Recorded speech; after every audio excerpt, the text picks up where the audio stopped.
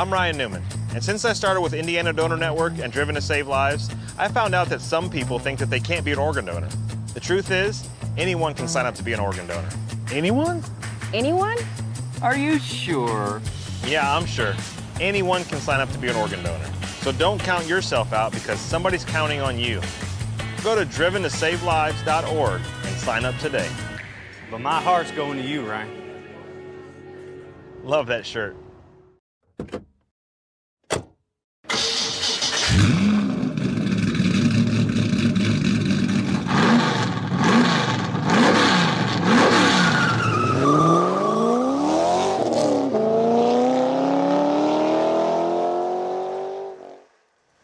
Good evening, ladies and gentlemen. Welcome back to another night of iRacing action here on the National Racing Network, where tonight it'll be round number 1 of the fall season for the SimSpeedShop.com Premier Series of the Sim Racers Club, coming to you from the Charlotte Motor Speedway Roval. My name is Chris Graham, joined in the booth, as always, by Mr. Patrick Byrne, but this time the analysis will be coming from inside the race car. He's got approximately 2 laps of practice in the books, as we're about 90 seconds away from qualifying. But, Bisley, you're the road course ringer here for the NRN team on these shows, and what do you think here as we head to Charlotte? Because this place in the Next Gen car should kind of be a match made in heaven, but that's not always the case. Thankfully, I do have some experience running various stock cars around the circuit ever since this circuit was dropped on us in 2018. So I'm not totally scared. I was the special events winner in the Silver Crown. Well, we did that in TNT here a couple seasons ago. So not terribly worried about my chances here tonight. Definitely not on pace as I try to be here on the road courses in Sim Racers Club, but definitely some attrition that can happen here at Charlotte Roval. So hoping to make up some spots through attrition. Just going to take my time, try and keep it on the lead lap, and hopefully get a top 10 tonight. And try not to straight line this part, the bus stop. Oh, there you go. There's the carnage. One car hopping the curbs, just shortcutting it. One car getting up over the curbs and looping it in the middle of the bus stop down the back straightaway. This place is really pretty unique. A significant elevation change, which is really a surprise for what you would think of as a roval. Racetrack built inside, a road course built inside of an oval. Except this place is up, down, left, right. It truly drives more like a natural terrain road course than a lot of the rovals that we see on the iRacing platform. Yeah, this track, when it was initially built, didn't, I believe, include the road course. That was added a handful of years later. But yeah, this track not built on flat, solid ground, and the track almost went bankrupt trying to remove some of the giant rocks that were on the property just to get the oval built. Yeah, it's a fantastic factoid. A lot of terraforming went on. Yeah, I was going to say, a fantastic factoid for you to bring to us here on opening night. One guy who is not here because, well, he has a decent reason at least. Johnny Avila, congratulations, brother. I am sorry for your bride that she will have to put up with you for all eternity. But congratulations, Johnny Avila, our 2-time champ and multi-time runner-up behind Kevin Dick, getting himself married over the weekend. Congratulations to the new Mr. and Mrs. Avila. Qualifications now underway. This will be a 10-minute session with the best of 2 laps for these drivers, determining where they will start tonight's race.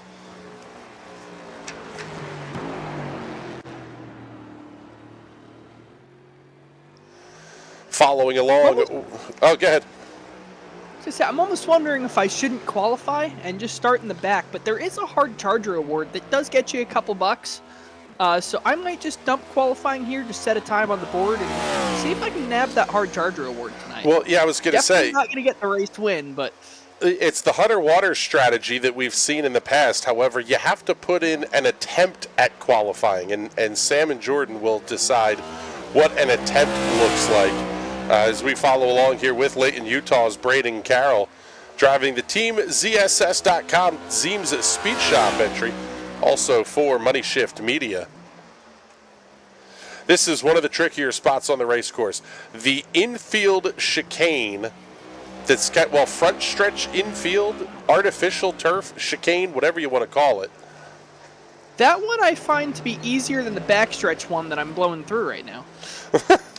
Well, let's take a look and see where Mr. Bizzle's going. Oh, there it is. The, well, ugly 27 TWRS Team Watson Racing setups entry for the Boyertown, Pennsylvania driver.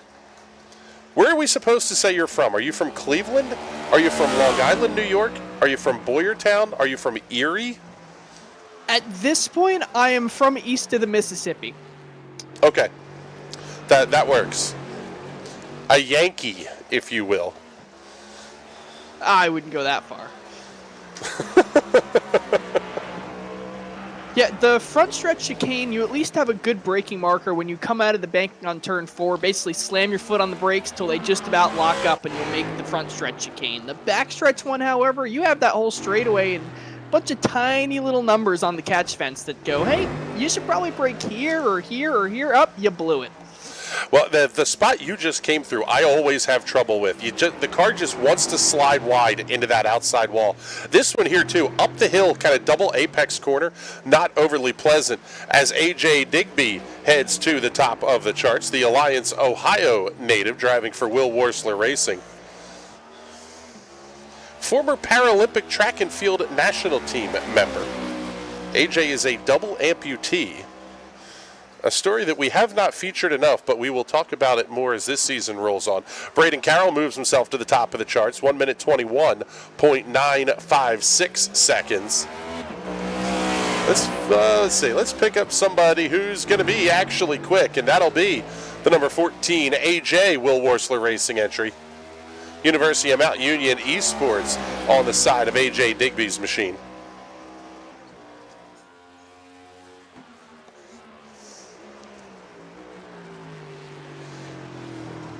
It's almost like when you get halfway down the backstretch is when you have to start braking.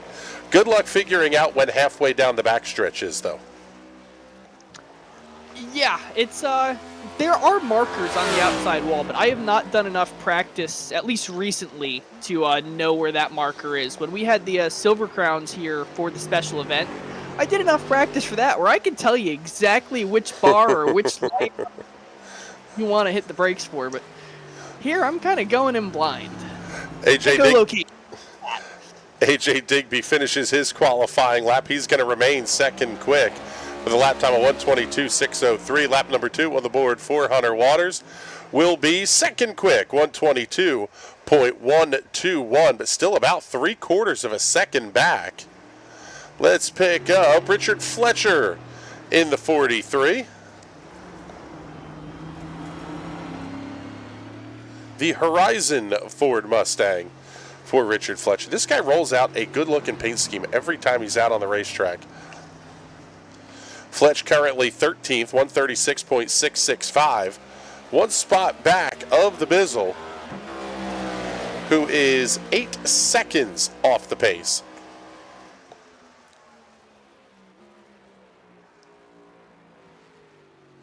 Still do not see Adam Benefiel, Doug Wysocki, or Richard Smith II turning laps yet.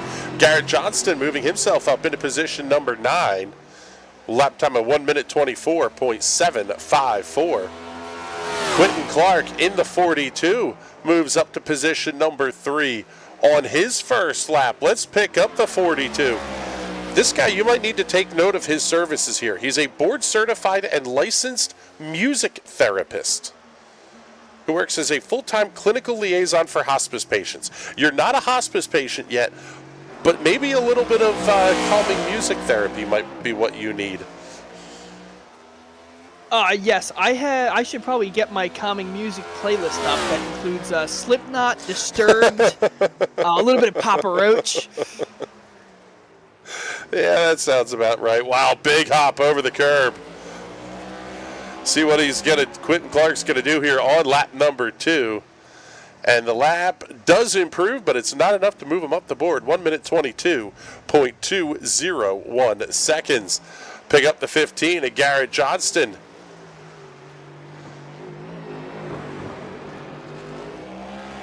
Don't kiss that wall. Looks good over the line. Lap number 2 for Johnston. Good enough to put him inside the top 5. 1 minute 23.102. We've got a new second quick timer. Roger Rios clocking in at a 121.816. Only about 0.4 of a second back. Taking a look to see who else we might have out on the racetrack. And wait, right now it looks like nobody, as we are just inside of 3 minutes remaining in the session. Tyler Seville is on pit lane but not moving. His lap would not count. It would basically be the out lap for Tyler Seville. Richard Smith has one in the books but does not appear to be moving on the speedway right now. There he is. Oh, a little bit of kiss of the wall, getting back up onto NASCAR turn number 1. Smith will have a second lap, though, with which he can score.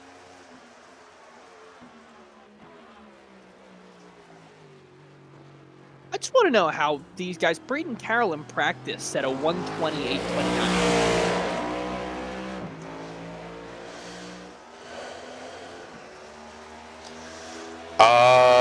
You're asking the question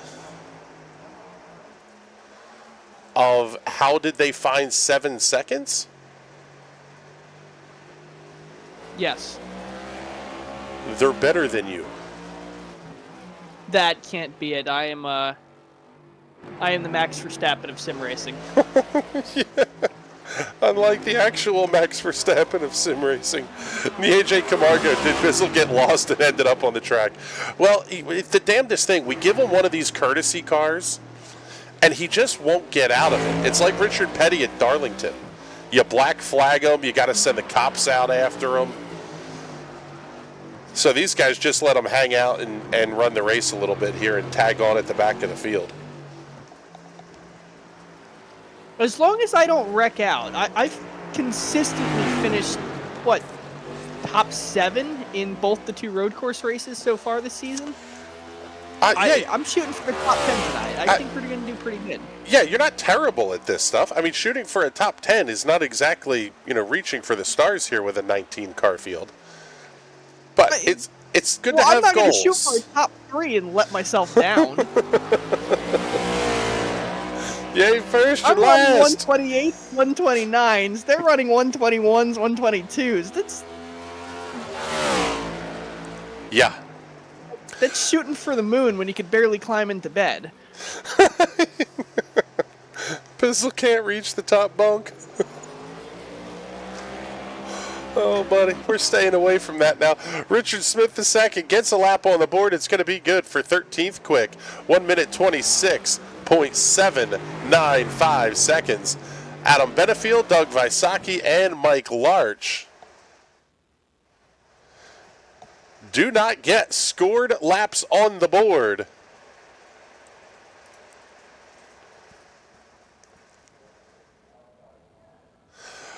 And AJ says his fuel will end eventually. Yes, it will. It's like the guy who stole the pace car at Talladega. Eventually, that pace car is going to run out of fuel. But now it's time for us to take a look at the starting lineup for tonight's Sim Speed Shop Premier Series opener at the Charlotte Roval. On the pole, piloting the number 24 out of Layton, Utah for Zeem Speed Shop, and Money Shift Media will be the Chevrolet Camaro of Braden Carroll. Lining up to his outside in the number 5 out of Aguadilla, Puerto Rico for Riot Motorsports, Superior Templating, and Sim Coaches. On the side of the Camaro for Roger Rios. Row number 2 will have the number 7 of Hunter Waters from Newburgh, Indiana, driving for Will Worsler Racing. Hunter's Fried Pickles and Law Chevrolet on the side of that one.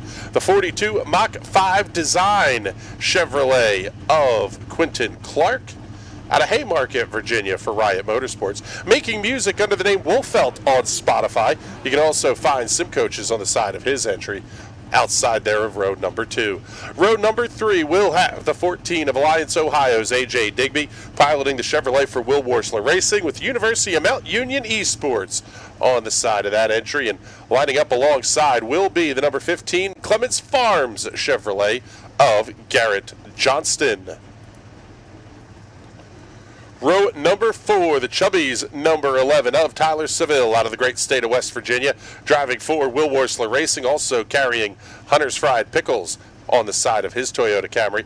Alongside in position number 8 will be the Rayo's Homemade number 89 of Jeff Yenich from Broomfield, Colorado. For Yen Sport Racing, piloting also for Will Worsler Racing here this evening. Those two will make up the 4th row of the grid. Row number 5, the Woodfather, number 28 of Troy Haight, his Chevrolet Camaro, will line up alongside of Pennsylvania's Andrew Moore Jr. in the Weiss Markets, number 77 Ford Mustang. Row number 6, an absolutely fantastic paint scheme on the number 33 of Dean Gagliano out of Milwaukee, Wisconsin for Gundog Motorsports, Rufus Sport MMA, and Merritt Mechanical. Also a big old shout out to the Champagne of Beers, Miller High Life on the side of his number 33. Alongside will be the number 8 of Justin Rideout in the JW Racing Chevrolet. Row number 7, the Apex Racing, number 23 of Richard Smith II, alongside the Red Bull, number 25 of Larry Bruner. Always good to see an F1 paint scheme on the iRacing platform. The Bizzler, Team Watson Racing Setups National Racing Network, number 27, Ford Mustang of Patrick Byrne, lining up inside of row number 8, alongside the number 43 of Richard Fletcher out of Wilkesboro, North Carolina, driving for Will Worsler Racing. Row number 9, the number 2 of Mike Larch in the Real Truck Ford Mustang, and the Fleas Place, number 34 of Doug Wysocki. Lining up final row on the grid, the Napa Auto Parts Chevrolet Camaro, the number 9 of Adam Benefiel. Field making their way out on to the racetrack as we speak through NASCAR turns 1 and 2. For those of you keeping score at home, that is technically turns 9 and 10. The approximately 6 corners you make through the bus stop are only numbered 11 and 12. Now, Marshall hey, posts. here's a question for you. Yeah. It is NASCAR 1 and 2, but that's because it's an oval. Since this is a road course, why isn't it just turn 9? Because it's easier for the TV viewer that only watches ovals to understand that. Yeah, but it'd be easier for the oval viewer if we just counted them as one corner anyway. I agree. Again, you're talking to a guy that says Pocono has at least 5 turns, if not 6. So you're not going to get...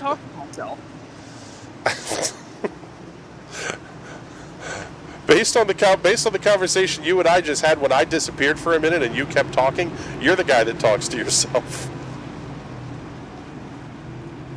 Alrighty, that's fair. Pace truck about to make the big left-hand turn onto pit lane. Field will have to make their way through the chicane and into the restart zone. Very quick to jump on the throttle is Braden Carroll as the green flag goes in the air. We are underway. Huge jump for Carroll at the front of the field. He's got nobody close. Everybody else going to get single file. Race control letting us know no caution flags tonight. Is a little bit of a wiggle for Hunter Waters. Going to allow Quentin Clark through.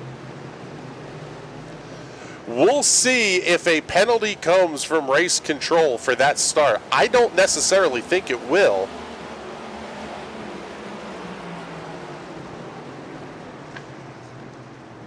Definitely some drivers vocal about it towards the front of the field in the session. Yeah, I can believe that. Okay, there is not a restart zone that is active here. There will be one added for the NASCAR playoff race coming up here in just a few weeks' time.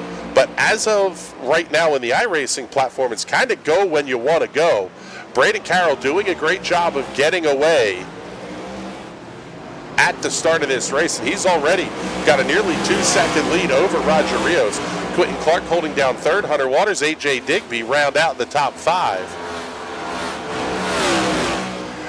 And one effect of that start, Bizzle, is that it kind of single-filed everybody out really, really quickly. Yeah. Oh man. Sorry about that.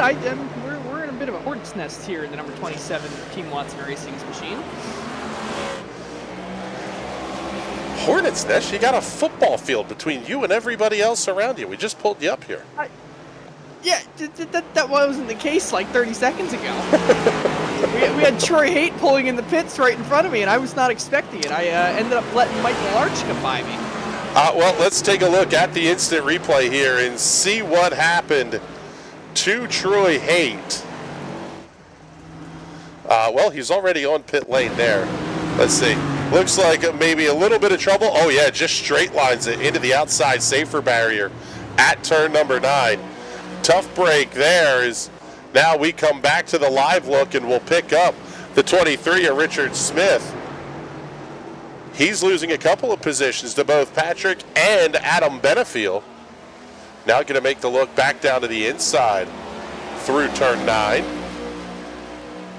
Shouldn't this be 9 and 10, 11 and 12 if we're going to go by NASCAR corner numbering?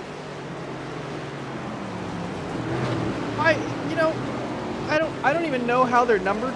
Oh no! We've got 2 straight off into the safer barrier, right in the middle of the bus stop. Richard Smith straight lined it. Adam Benefiel followed him right through. That allows Doug Visacki to come through, pick up the 14th position. Let's slide a little bit further up, pick up some action towards the front of the field. It's going to be AJ Digby, Hunter Waters, and Garrett Johnston. Also looks like we're going to have Tyler Seville there as well.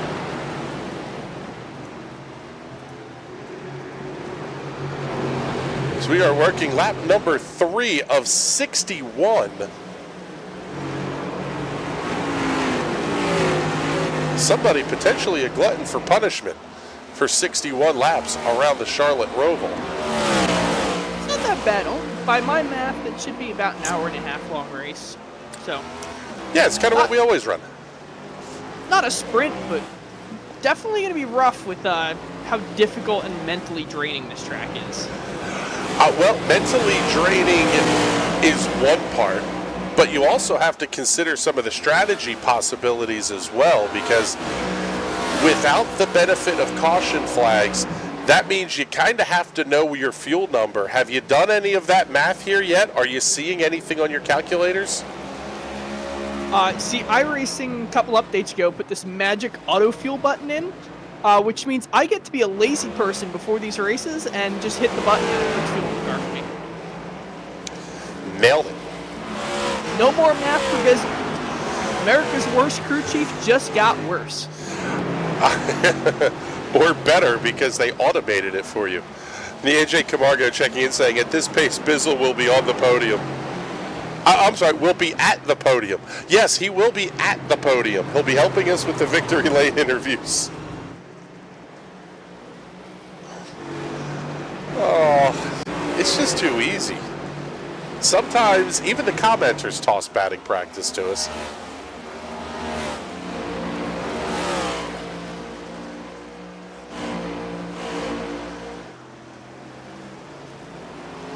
Dean Gagliano on pit lane, as is Troy Haight. So the car's in 18th and 19th position.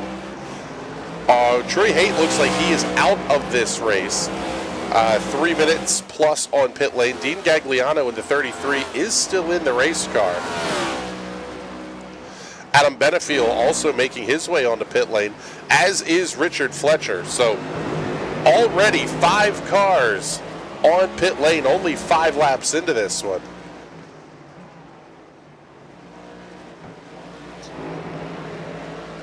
Now, you know it's not coming anytime soon, but at some point you do have to start to think, as the guy running in 13th, you're 34-ish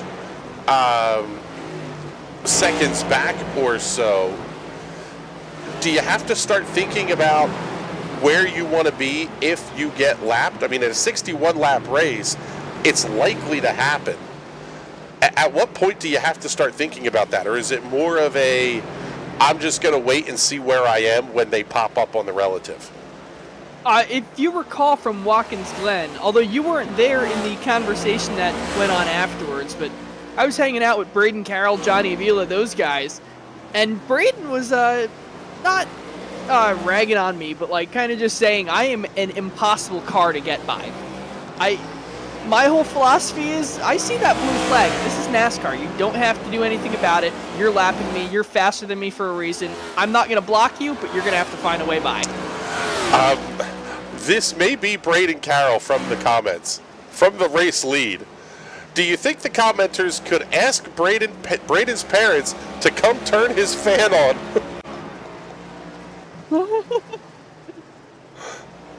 That's how you know you checked out. I mean, you've got nobody close to you. There's your race leader. Already starting to encounter a little bit of lap traffic. Roger Rios running about 4 seconds back, but he is gaining ground in the number 5. Quentin Clark holding on to the 3rd position. Still Digby and Waters the top 5. Take a look. This is the closest battle on the racetrack right now. Tyler Seville and Jeff Yanish battling for 7th. They are about a half second apart. Bizzle also having to contend with Larry Bruner in the battle for 12th. Larry Bruner. So Bizzle's goal of a top 10 finish, potentially on pace, as he is currently in 12th.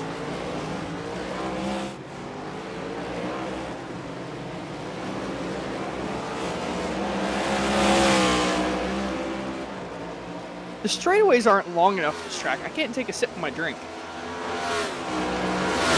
I'm surprised you don't have one of those big, bendy, curly straws in your beverage of choice. That would have been a great idea if I had prepped a little bit more. If you had thought about racing tonight before 8:50. Yes. I'm pretty sure I paid a race entry for this one. If not, you'll get a bill from Sam Maxwell. That sounds about right. Oh, one car going off. That's Braden Carroll. Oh, because he's trying to comment from the driver's seat. No, it wasn't Carroll. Wait, who was that? Richard's, let's see. Oh, Richard Fletcher going off.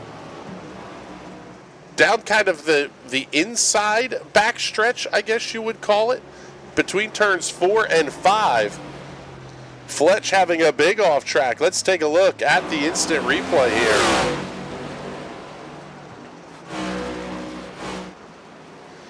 Everything looks good through turns 15. Well, maybe not good through 15, 16, and 17. Kind of straight lines the chicane. Really shallow entry into turn number 1. Fletch got a handful. Wow, the 15 of Garrett Johnston almost getting that car off into the fence at the exit of turn number 1. And there it is, just kind of straight line off into the tire barriers.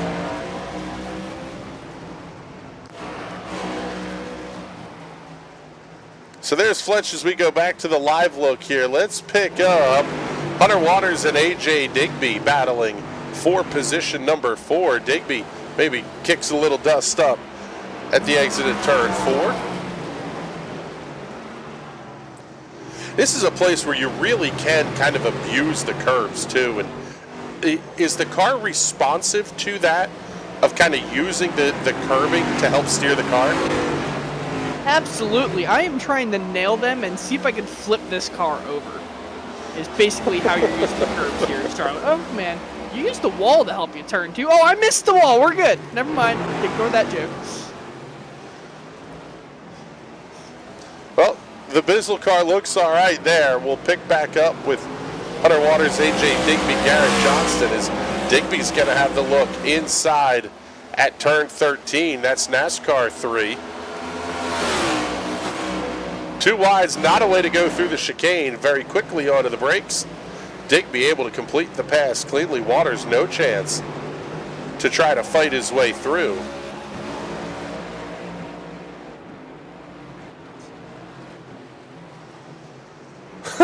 Commenter saying, I am not braided, but wanted to thank you guys for the help. Fan has been turned on.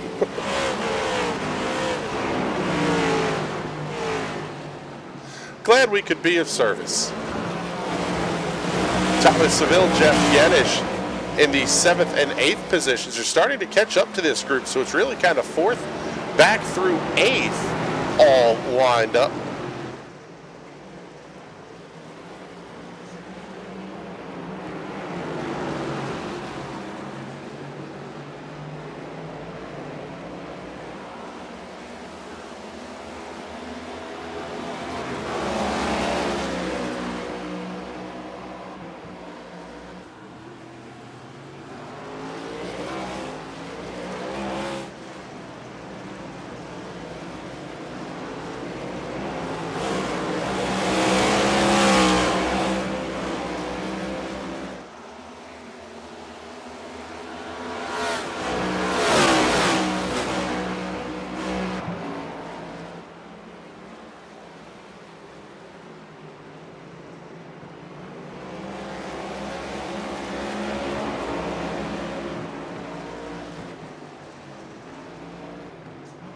So working lap number 10, about 5 to go here in stage number 1.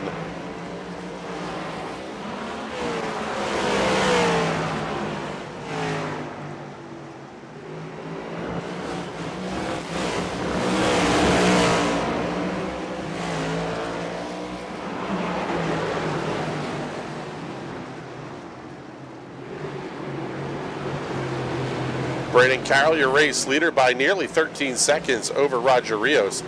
Quentin Clark running in the 3rd position, about 15 seconds back. Then we get to this battle, which is AJ Digby in 4th all the way back through Jeff Yenish in the 8th position. Andrew Moore Jr. runs 9th. Justin Rideout battling with Mike Larch for the 10th position.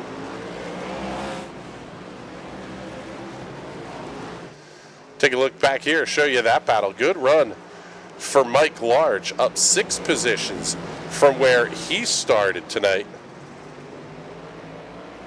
Doug Wysocki up 4, Bizzle's up 3, Justin Rideout, and Benefield up 2. What's the hard charger currently at? +6.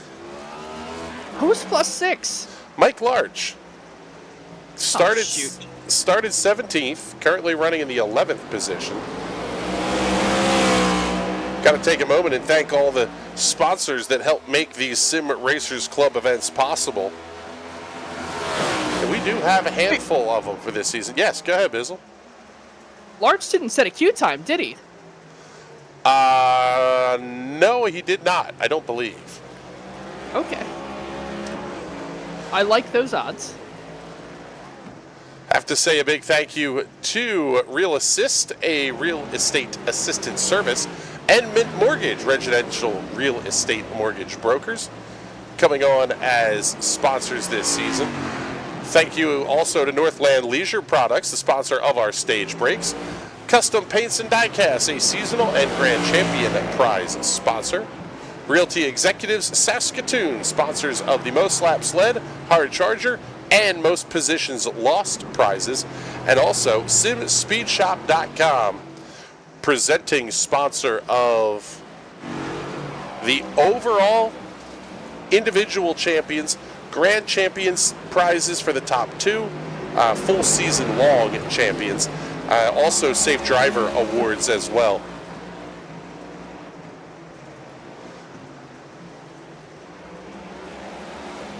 Destiny's checking in saying, let's go Bizzle.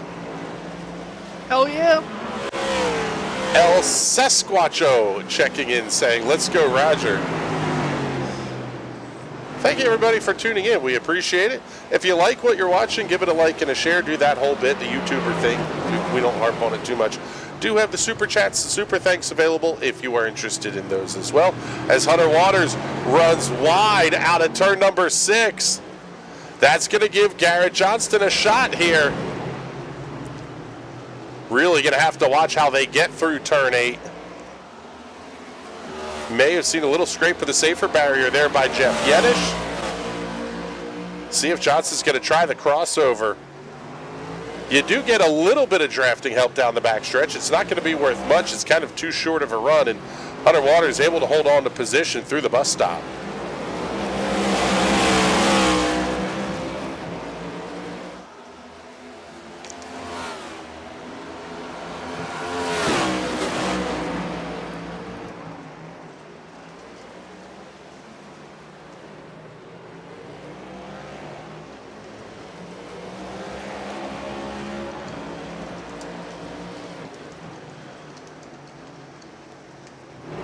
Oh, buddy, Jeff Yenish running way wide. Out of the corner there. Let's take a look here and pick up Garrett Johnston. And maybe let's go on board here with Johnston as he tries to chase down Hunter Waters. Making your way out of turn number 4 down towards turn 5. This corner starts you up the hill, and then the kind of blind crest over turn 6 pitches you right back down the hill into turn 7. You hear the engine RPM spool up on Johnston's machine. Oh, tries not to get into the back of Hunter Waters. Now all the way full throttle through turns 9 and 10.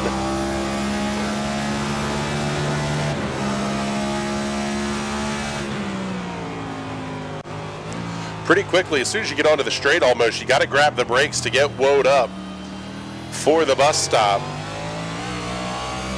At least they've removed the turtles at the exit of the bus stop, because those things were absolutely deadly. Those tried to kill you.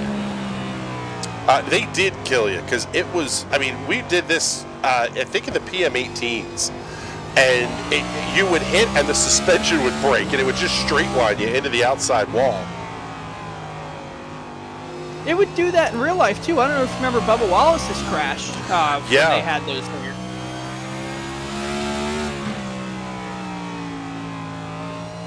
So there you go, get you the onboard lap of the Charlotte Motor Speedway Roval here with Garrett Johnston.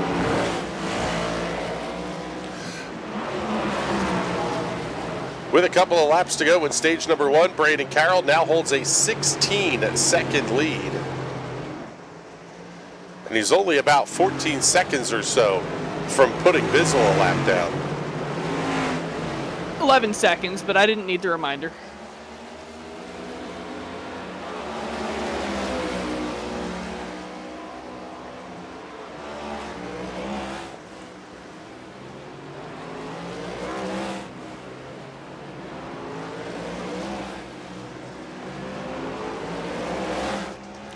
Let's pick up your race leaders. We are down to 1 lap to go here in stage number 1. Braden Carroll has absolutely dominated this race from the drop of the green flag. Made a start that some of the competitors were not real thrilled with, but I don't even necessarily know that it would have mattered, because the outright pace of this car has been spectacular. The 5-lap average, 0.7 of a second faster than Roger Rios. The 10-lap average, 1.3 seconds per lap faster. You're just not going to beat that on outright pace. No, not at all. There was no reason to go as early as he did, because frankly, he would have beaten them all out of turn 1 anyway. Yeah.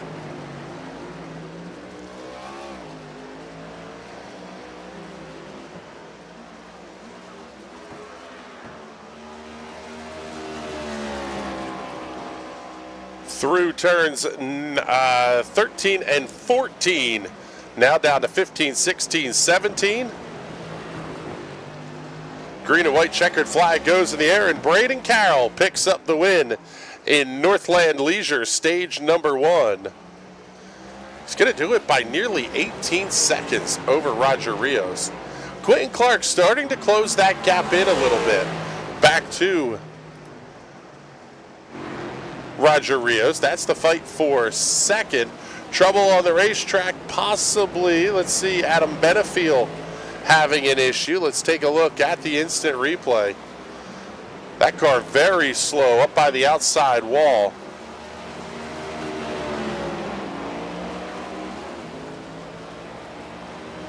Doing his best to stay out of the way of everybody. Oh, but right in front of Quentin Clark. Yeah, both Benefiel and Fletch decide to shortcut the chicane to let the faster cars pass.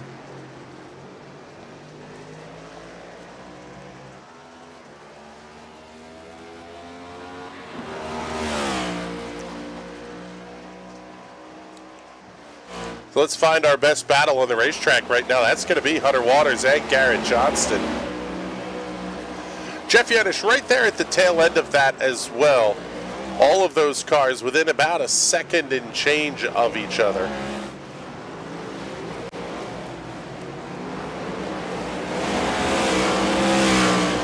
Bizzle starting to close in on Justin Rideout as well. You missed the battle. I already passed him once, and he just passed me back. Well, yeah, I say we'll pick this one up because if you guys are doing the fighting and doing the leader coming I up say behind doing us. it just ahead of the race leader as well.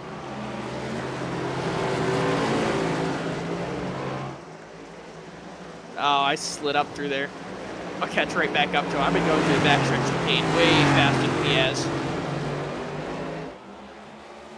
I say that, I'm going to slide right through it and door him. But... Just you saying that's giving Johnny Avila flashbacks.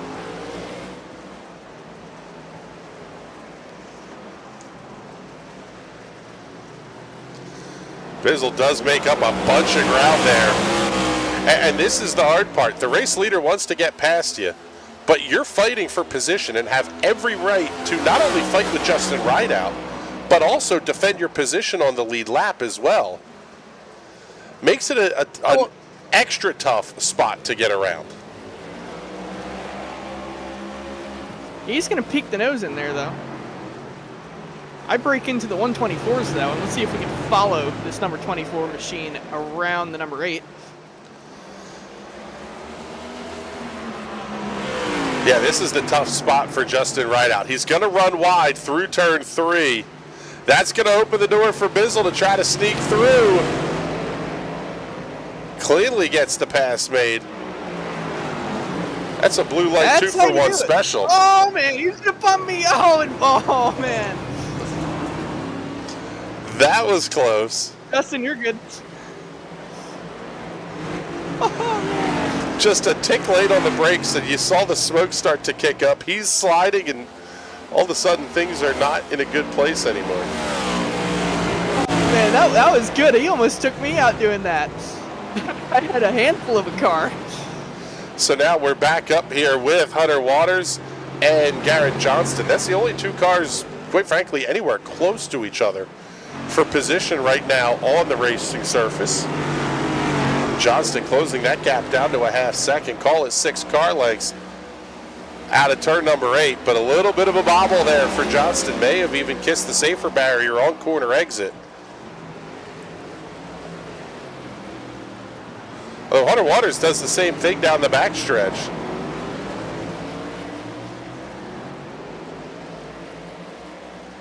So much fun watching these guys get the cars up on the curbs in the bus stop. And you can feel that, especially if you're using a direct drive wheel, you're in VR, you can really get a fairly decent sense of immersion that the car is not on all 4 tires. Even on my single screen with my, I guess 6-year-old hardware, it's older than that now, I think, you can still feel how basically in the air the car gets. It's almost like you're jumping it. Yeah, almost like you get with the jumpy trucks, a little bit. Yeah, where the steering kind of gets loose and pulls a little bit to one side.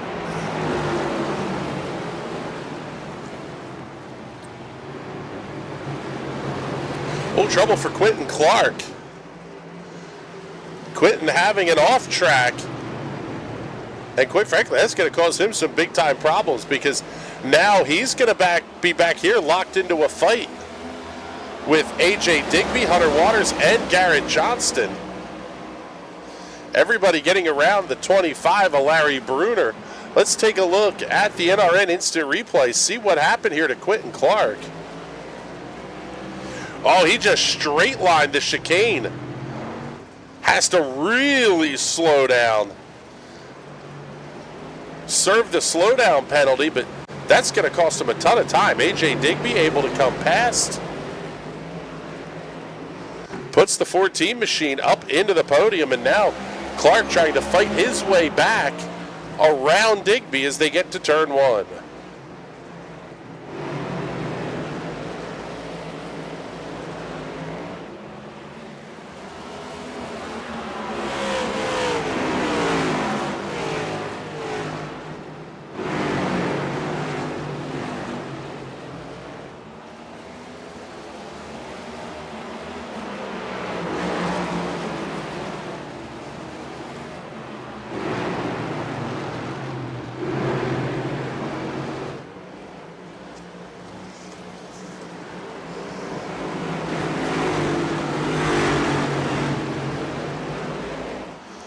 A.J. Digby is no slouch here on the road courses. Back in 2020, picked up a class split win in the iRacing Daytona 24-hour event. Also the director of esports at Mount Union University of Mount Union, I guess it's technically.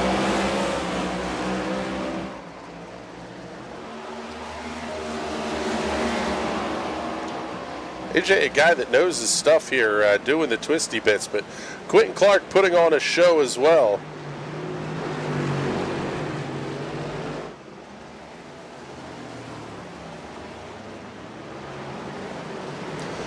Quentin Clark doing some driving with the Moon Car guys. One of the, I think Moon Car, that's the MX5 league, right? I believe so. I think that was Wes's joke when I announced my Oval Series. Or it might have been Stephen Thompson's joke when I announced my Miata Oval Series. We have Moon Car at home. It's Fastmasters. Yes. I am absolutely jacked up to see a full field of spec Miatas running around Martinsville Speedway. Could be as early as next season. I might have to find my way down there for that one. We might have to find a spec Miata for that one. 25 grand lands you a seat. Gotta provide your own safety gear though. That's gotta be for a full season. No, it's for a single ride. That covers the insurance on the car, everything. That's basically you pay for the car and don't have to worry about trailer gear or anything. Yeah, I think we should just buy a spec Miata. Yeah, the new global cars are freaking expensive.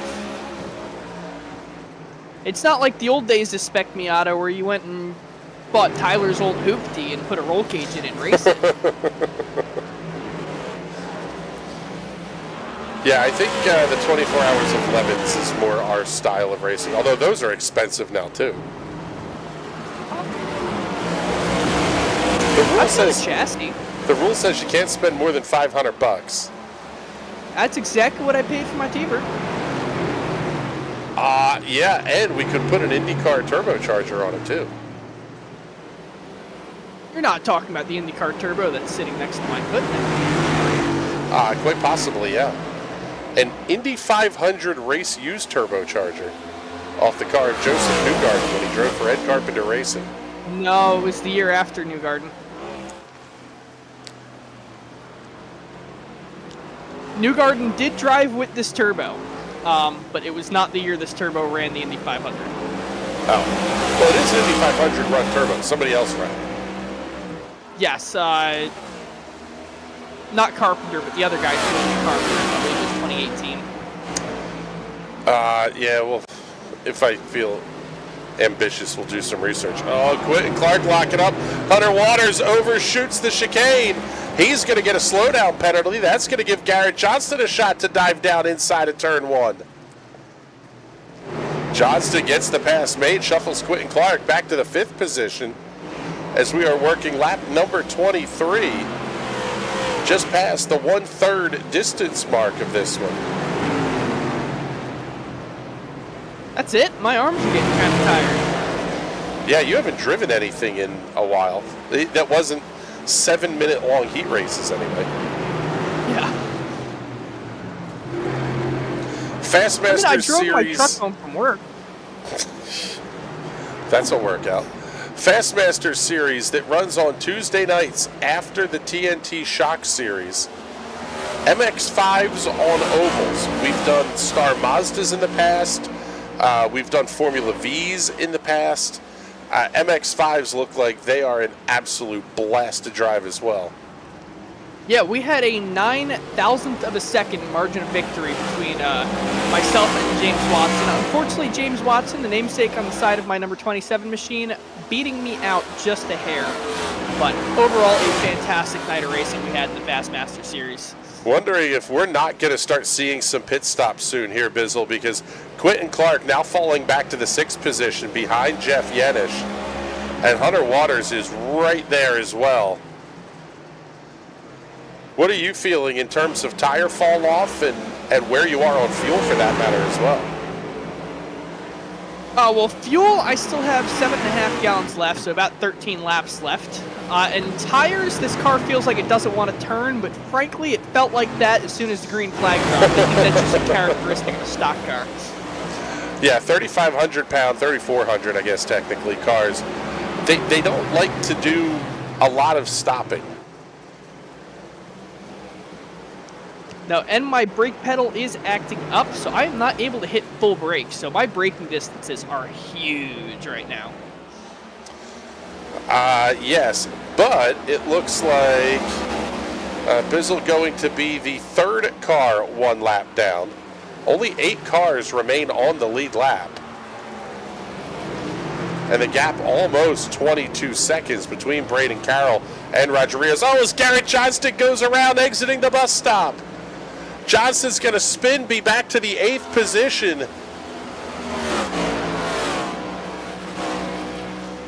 Take a look at that one on the NRN instant replay. There he is, coming sliding to a stop.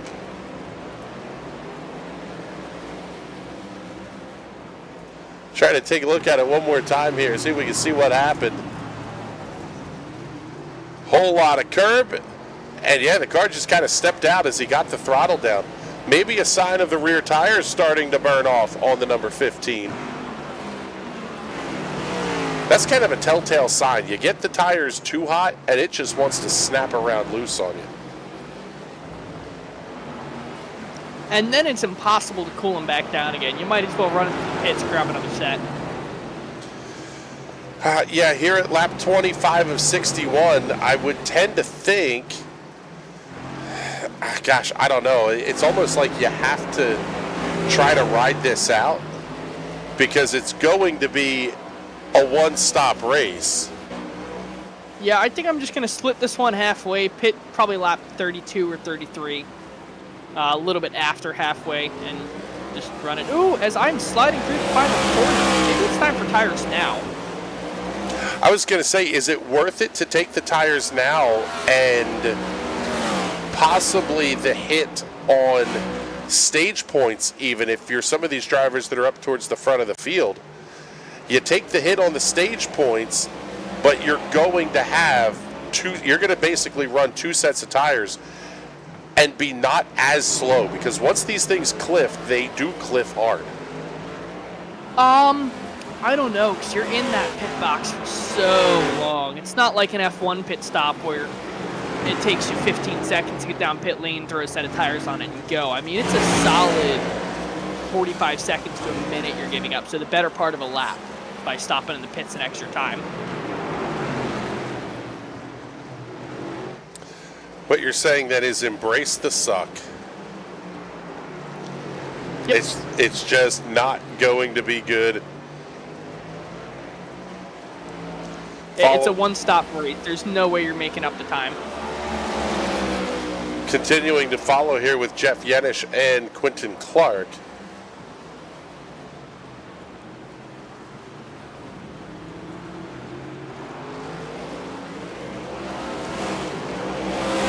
Both of those guys getting some hang time through the bus stop. Now off into turn 13.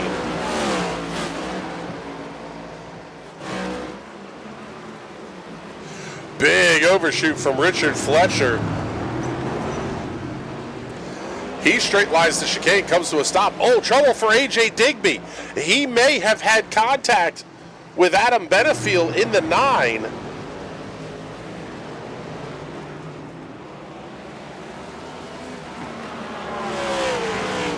Take a look at the instant replay. See what happened here to the 14 of Digby. Oh, a little kiss of the safer barrier exiting the corner, trying to get around Benefield.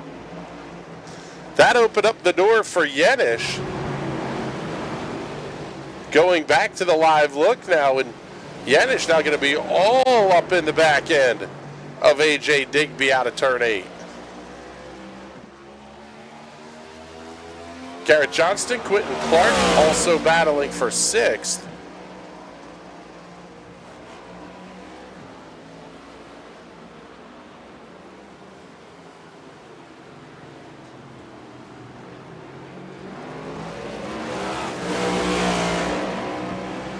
Man, it is so easy to mess up that corner exit out of the bus stop, and you just lose car length after car length as you get back to the throttle. Really important. The longer it takes you to get back to throttle, the more speed you're giving up the entire straightaway or section on the oval. You kind of have to get the car pointed as straight as possible and just lay into it and hope the back end doesn't slide out. Yeah, that's kind of what we saw there. I mean, Jeff did a really nice job of keeping the car back under control, but now he's got to go to work and try to catch Digby out of turn 4. That corner gets trickier as you go, as the tires really start to wear off.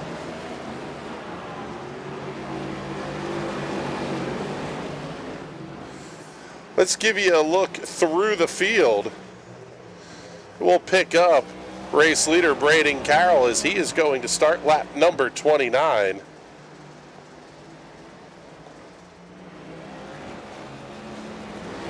Has led all 28 laps that have been completed here tonight. Fantastic getaway at the start, ruled clean by race control. And he has absolutely been in control of this race from the get-go. Roger Rios hit the wall. Yeah, straight away. Yeah, Roger Rios, big time issues.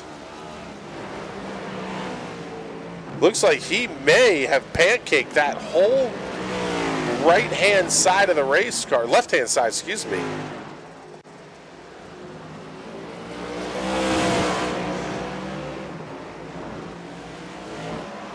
Let's take a look here, see what happened to the number 5 running in the 2nd position. Clipped a little bit of curb. Well, he didn't hit the wall, just got it way sideways on the exit. Cost him a little bit of time.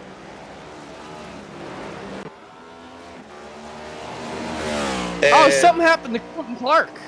Well, Quentin Clark made a pit stop, it looks like. Well, yeah, and then I just picked up 8 seconds on him after the fact. Yeah, let's take a look. Possibly an issue for the 42 with Quentin Clark.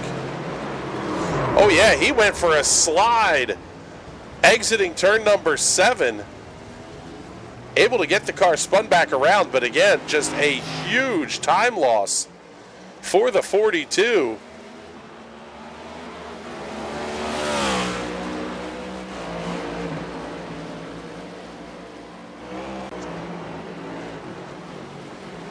So now we'll go back to the live look, and we've got a good battle going on here. Oh, A.J. Digby, hold on to it. He's going to straight line the chicane, have to take the slowdown penalty. Jeff Yenish comes past. Hunter Waters will come past. Garrett Johnston not able to make the move through. Digby fishtail in the back end through turn 2.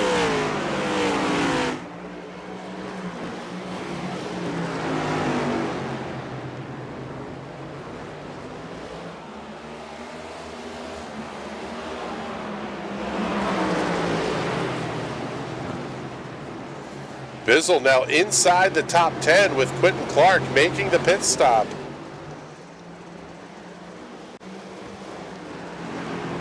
making it a lap or so ahead of the rest of the field, trying the undercut. But unfortunately, that slide through turn 7, giving up any potential advantage he may have had.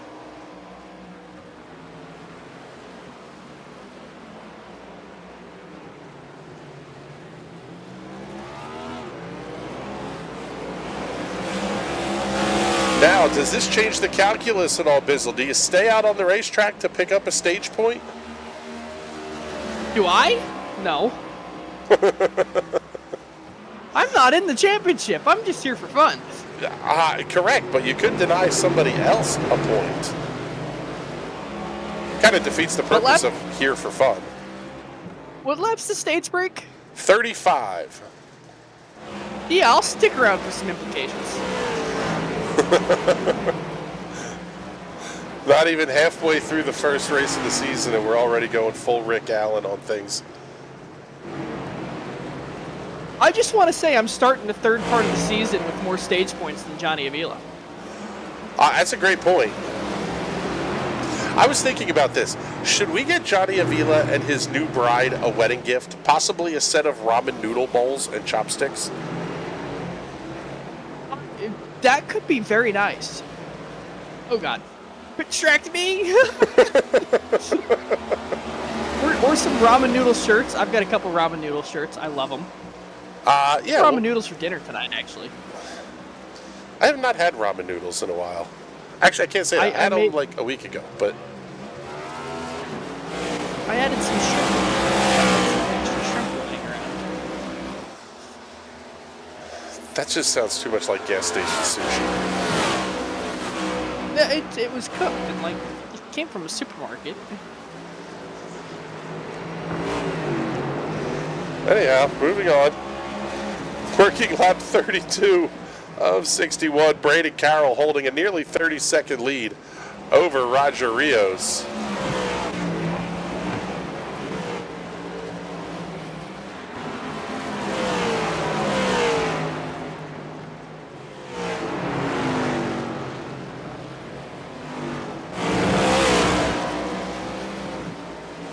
I just want to say this pig does not turn anymore.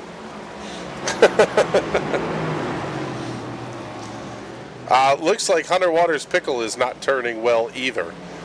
Garrett Johnston gaining a little bit of ground on Hunter as they come through turn 7. Hunter saying I am going. Yes. To say I'm gonna pit this time because I'm not gonna have enough fuel to make it lap 35. Well, that's a piece of interesting news. Bizzle gonna have to come in here. We'll do it the next lap. Okay, so lap number 34. You can't squeeze an extra lap out of it or two?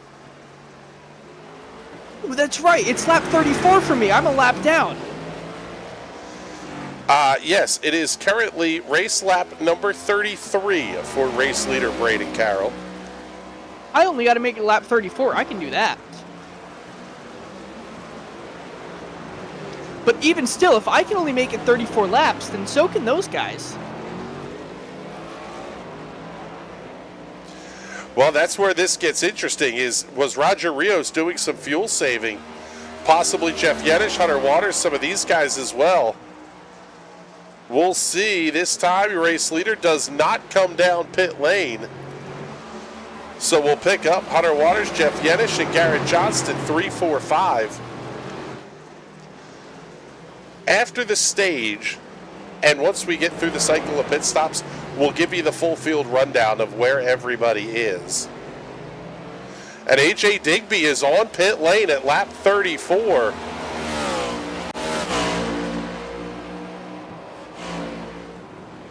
Could we see people not able to make the end of the stage on fuel? Let's pick up the race leader. Because that would be the big story. Can Braden Carroll make it all the way around on fuel? And it's not just this lap. He's got to go another full lap. Now, if everybody has to pit, kind of takes some of the strategy element out of it.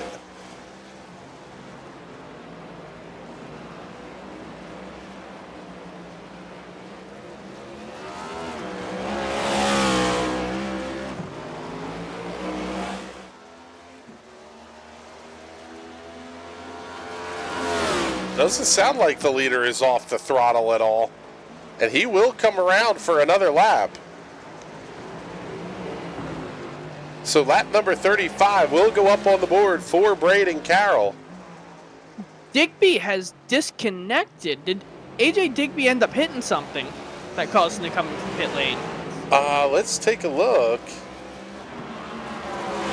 Seeing AJ Digby was driving slowly. Bring up the instant replay here. See if we can see what may have happened to AJ Digby. Oh, way wide at turn one and a huge hit into the wall. That grenaded the engine on AJ Digby's car.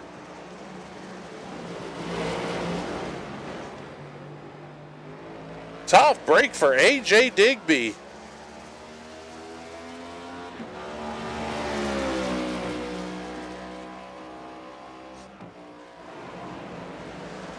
And that's a very long tow as well from turn number one.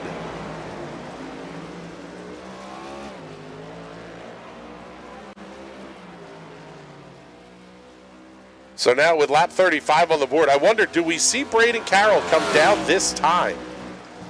He has enough, well, he's going to have enough fuel to make it all the way around.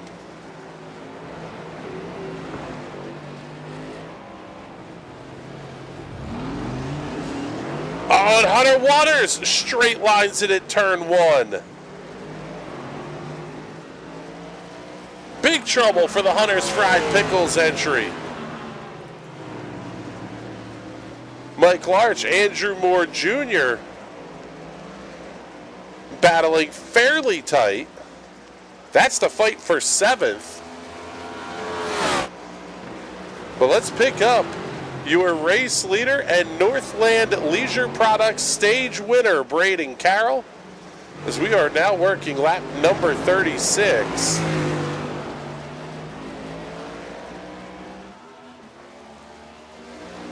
Just past the halfway point of this race, about 6 laps or so past halfway. And Carroll, I can't believe this, is catching up to Hunter Waters. We are very close to having only 5 cars remaining on the lead lap. And Roger Rios is on pit lane, the first of the leaders to hit the pits.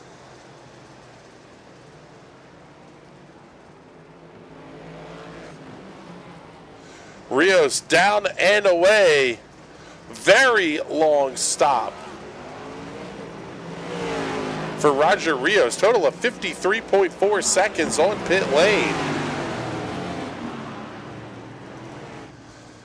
Here comes your race leader, Braden Carroll, making his way into the pits.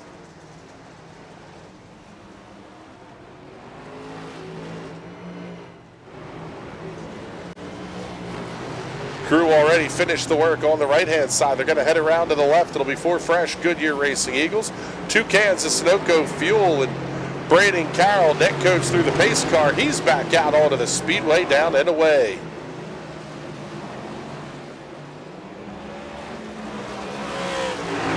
Comes around Hunter Waters on pit lane. So we are down to 5 cars remaining on the lead lap. Garrett Johnston, 1 minute and 10 seconds behind the race leader. I don't think Braden Carroll can lap the field. He's only got 44 seconds on Roger Rios.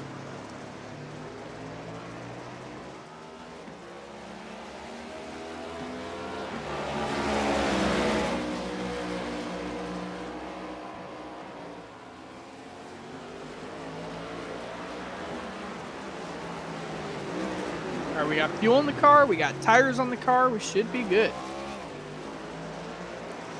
AJ Digby gonna fall back to position number 14. Puts him in position to be the driver with the most positions lost. Troy Haight also down 9. I would think the award would go to Digby because he qualified 5th, but and also could be a shared thing as well.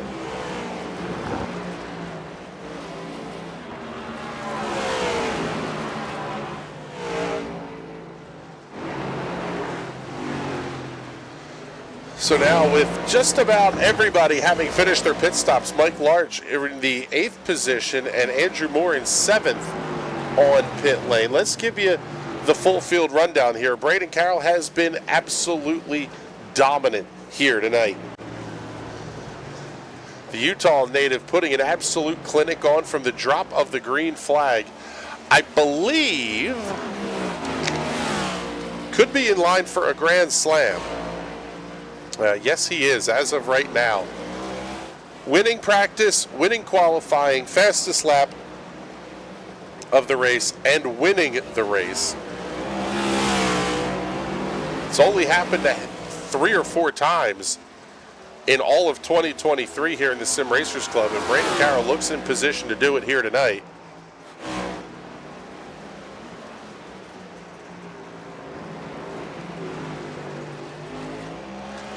Running in the 2nd position is Roger Rios.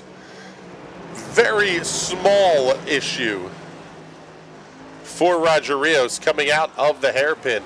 Didn't hit anything, able to straighten the car back out, lost a little bit of time, but don't know that it would have mattered at all here tonight. The Aguadilla, Puerto Rico native, now running, 50 plus seconds. Actually, a full, about 50 seconds or so. Ahead of 3rd place, Tyler Seville in the Chubby's number 11 Toyota. Tyler starting the night in the 7th position. He has gained 4 thus far. A quietly good night for Tyler Seville.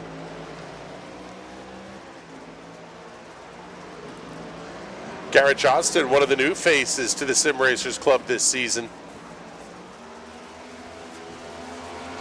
Started the car in 6th, currently runs in 2nd.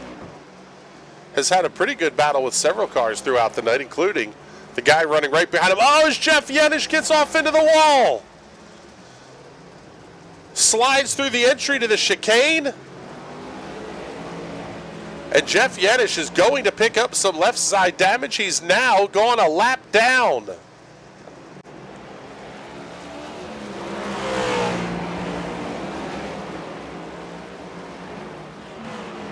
Braden Carroll setting a new fastest lap, Bizzle. 1 minute 20.881. You don't have to remind me. My crew chief just said the same thing, and my draw kind of dropped a little bit. That's ridiculous. That's a little bit fast. Yeah. So we've talked about everybody through the top 5 now. Let's pick up Hunter Waters, who runs in the 6th position. The Hunter's Fried Pickles entry down 3 after starting in the 3rd position here tonight. It was a good qualifying run for the guy with Lost Chevrolet on the side of his Chevrolet Camaro. Says he started iRacing in 2019 because of Johnny Avila. Doing anything because of Johnny Avila is generally not recommended.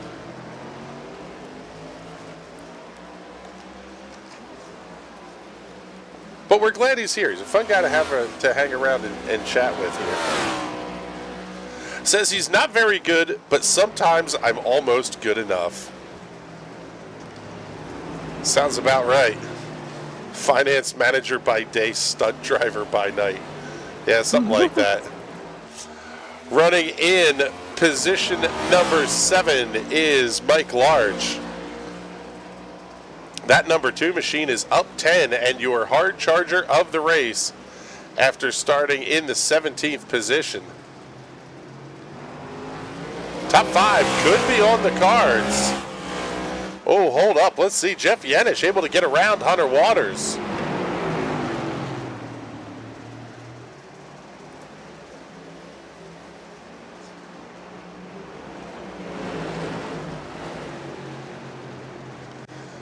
Waters able to hang out with him though here, so we'll continue the full field rundown and we'll pick up Andrew Moore Jr. in the 77, the only of the Pie-Eyed Racing guys in the show here tonight.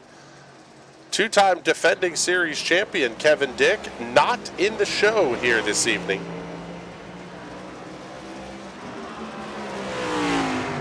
The drivers do get a drop week, but both Johnny Avila and Kevin Dick using their drop weeks here on week number 1.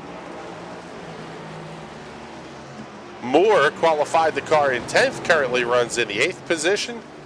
Overall, a pretty solid night for the Pennsylvania native. The 42 of Quentin Clark has been bad fast at points here tonight. Unfortunately, a couple of issues pushing him back to the 9th position. He's down 5 after qualifying in 4th. Has only taken one set of his tires, though, so without the green flag, I don't see any reason to come down and take the rest of them, but you do have a pair in the box. Looks like a little bit of front end damage on that car as well. Let's take a look. There you go. Get you a good look at it. Right front corner of that 42 Mach 5 design machine. A little bit banged up. Now let's pick up Bizzle. Let's see how much damage there is on the Team Watson Racing Setups National Racing Network number 27. The back end looks good. Wow, so does the front end. You haven't hit anything tonight? Not a thing. That's kind of disappointing.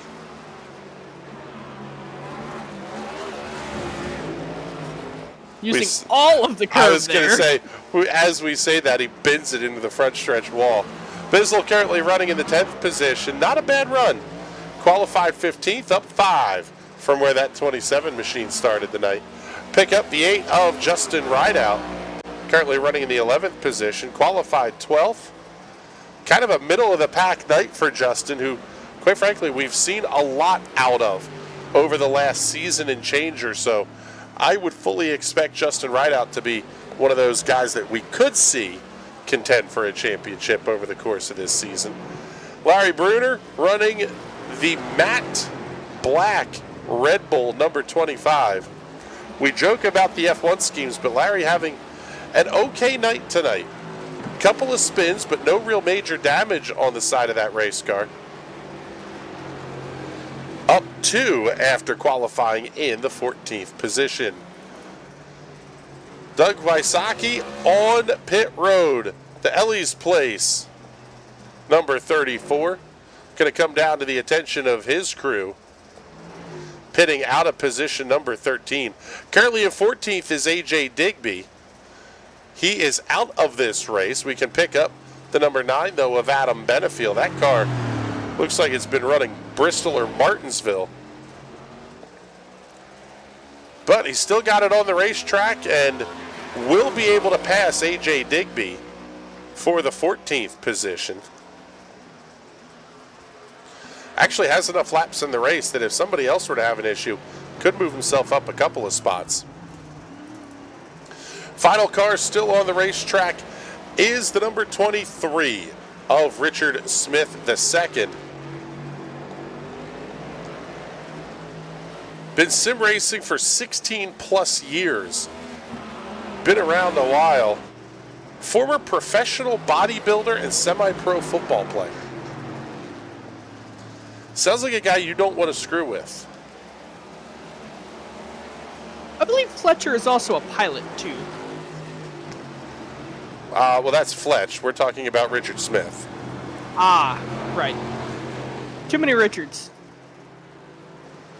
Staying away from it. The Harmony, Ontario, Canada native does have the biggest list of sponsors we've ever given out, though. Apex, V2R, Canadian Sim Racers, Ottawa Grief Care Plus, Kneading Bowl Foods, Advanced Sim Racing, Track Racer, Chantal Dumont RMT, Ashton Dixon Youth Empowerment Foundation, all on the side of the 23. The Ashton Dixon Youth Empowerment Foundation on the hood of the 23 here this week. So let's pick up the closest battle on the racetrack right now. This is Andrew Moore Jr. He is currently 4 seconds behind 7th place Mike Larch. With 16, 17 laps to go, there is nobody close to each other on the racetrack right now. We'll slide up, pick up Tyler Seville, because he is a minute and 14 seconds back of race leader Braden Carroll. We could potentially have 2 cars finish on the lead lap of this race. There you see the race leader just coming off at turn 2 as Tyler Seville works his way out of the bus stop.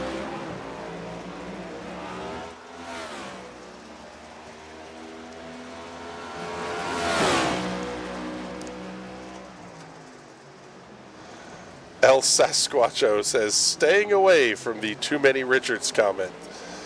Yes.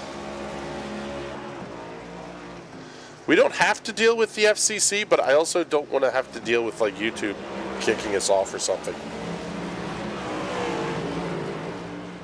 Well, the joke was that there's too many Richards. There's 2 Richards. Well, I don't get what other jokes can be made there. Exactly what he said.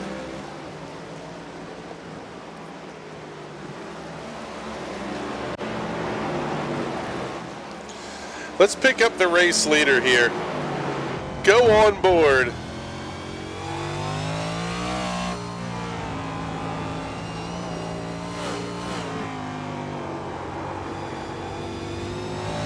Ever so slight little bit of tire squeal through turn 7.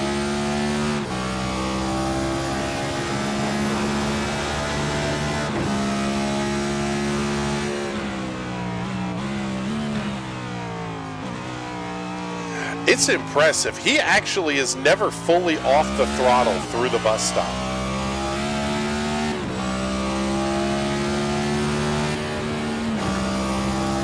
Which I guess that can be a technique to help the car stay settled, because it is pulling forward at all times. Yeah, and you're going to do that almost like you're driving a sprint car, just using the throttle to try and turn the car. I am not talented enough to do it consistently. I can't. Yeah. Occasionally, crew chief be like, new best lap at like a 123 something, because somehow I figure it out. But most laps, I'm not nearly there. Yeah, your best lap of the race, a 124.4. No, that's my last lap. Actually, I'm sorry, last lap. Best lap, 123.7 to the overall best lap for race leader Braden Carroll, 120.881. That is just absolutely disturbing what he's doing to the field here. The nose and rear bumper cams giving you a good sense of the elevation changes here as well.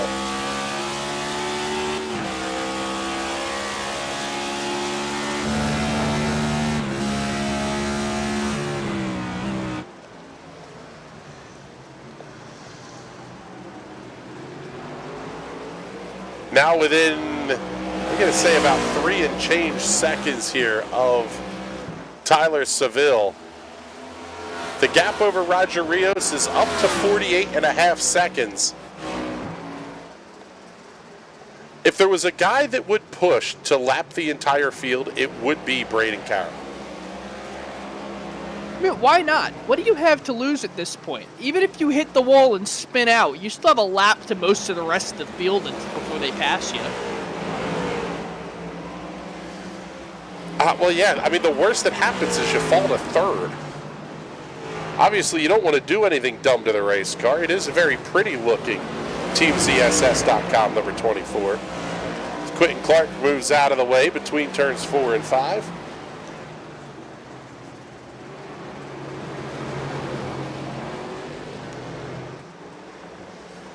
Sim Racers Club has a pretty darn good schedule that they've put together here for 2023 fall season. After this race tonight at the Roval, we head off to Dover Motor Speedway 1 week from tonight. That race coming up on September 20th.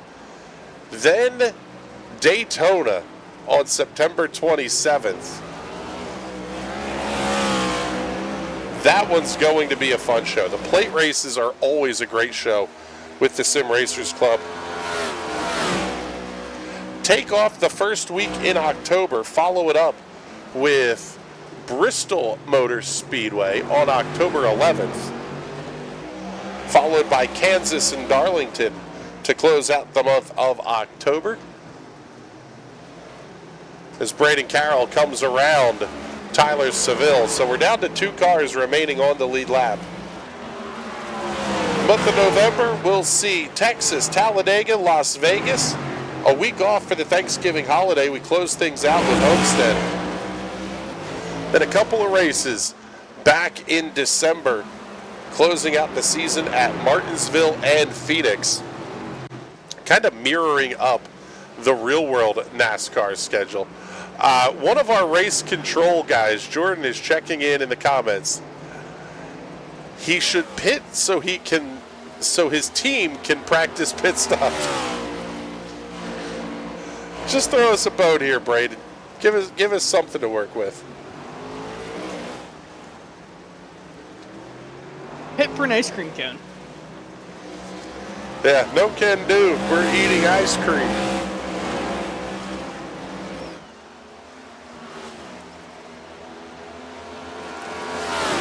Leading to one of the greatest movie scenes of all time. Cousin Eddie from Christmas Vacation yelling something about monkeys and footballs.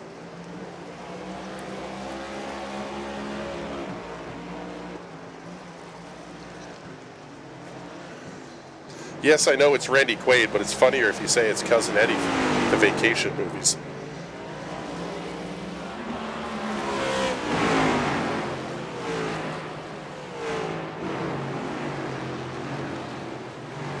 Cousin Eddie. We need to get a car painted with Cousin Eddie on the side of it. Either that or just slap it on the side of a camper. We could purchase an RV. If we bought an RV like that and turned it into a production vehicle, I would probably do it in a dickie and white robe. I would have to produce our first show that way.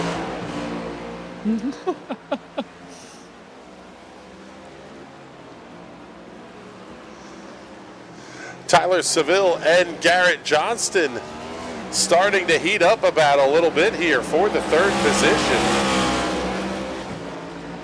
Guys going to be separated by about 6 car lengths as they work through turns 13 and 14.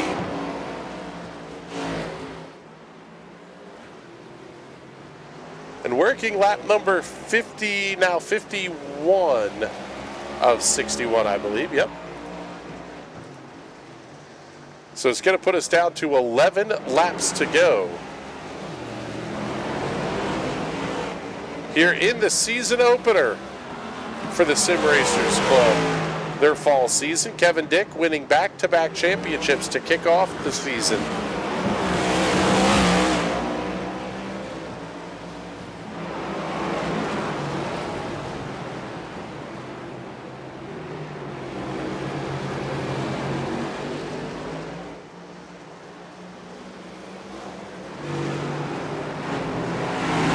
And Jordan, since you are listening, do we have a full season points rundown available to us?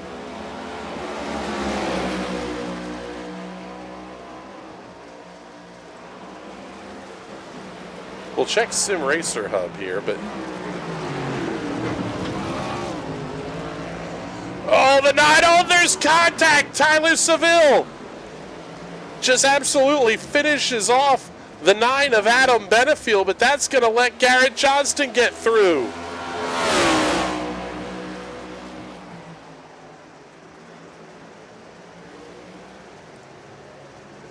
Take a look at this one on the instant replay. We're going to keep our eyes on the 9 here. Kind of overshoots it, hits the curb. That gets the car sideways. And Tyler Seville just absolutely drills him to finish him off. That's what allowed Garrett Johnston to come past. So the battle for the final podium spot's going to continue.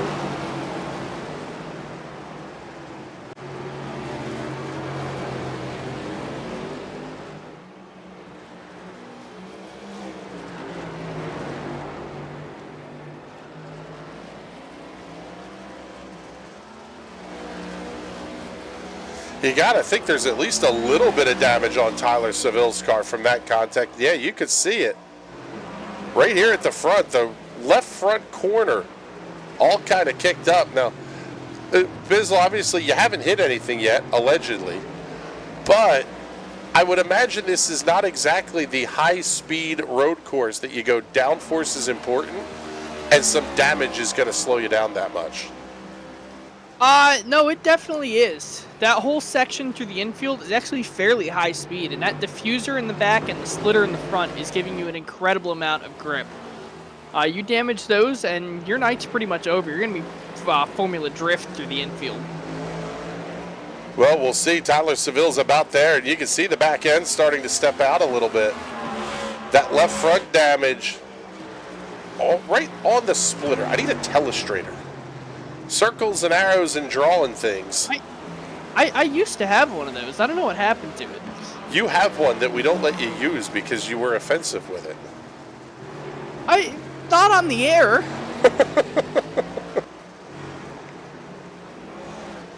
That's true. And again, this is You know how many great memes came out of our telestrator? Yes. Quite frankly, there were some pretty fantastic ones. That's just what I need. One more thing to have to operate here at NRN Master Control. One of these days, I think, Bizzle, should we put a camera on Master Control to kind of let the viewer see everything that goes on here? Because there is a lot. Or even like a halfway studio tour, maybe. It could be fun. It's a pretty impressive little setup. Yeah, I can't even say little setup. I'm pretty sure you have more screens there than they do at the Freedom Pack. Oh, hold on, Tyler Seville. Hard into the wall out of turn 2. Bounces it off. The wall, it actually was out of turn 1. Big contact both ways for Tyler Seville. There's a joke to be made there. Staying away from it. Take a look and see what happened here into turn 1. The car just started to step around and no way for Seville to catch it. Bounces off of both sides of the straightaway wall between turns 1 and 2.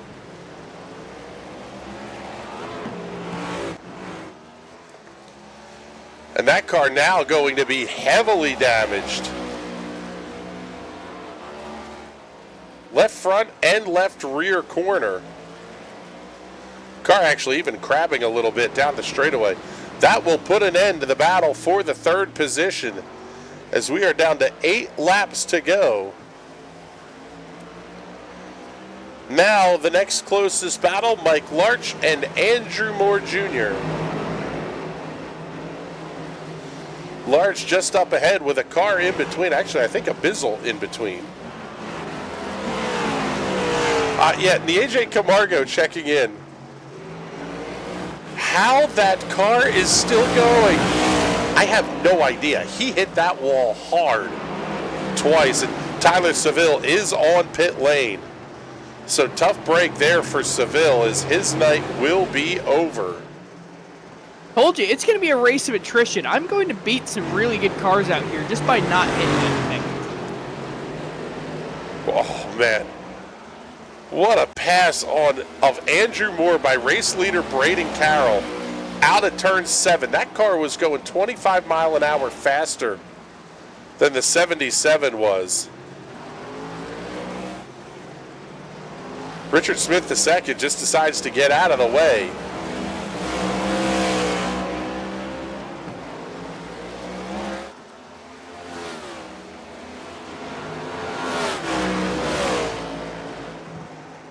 But yeah, so this, actually, here we go. We've got one inside of 2 seconds.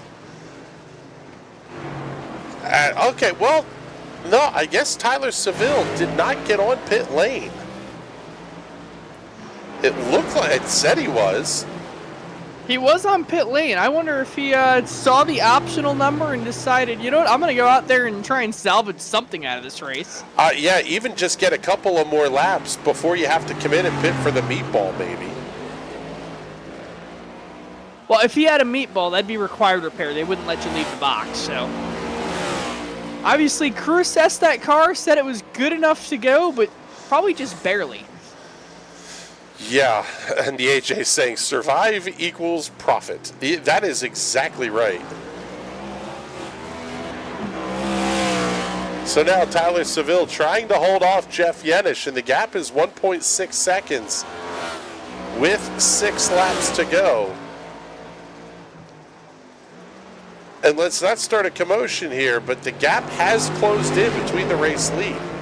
It was at 48, almost 49 seconds. It's now down to 46.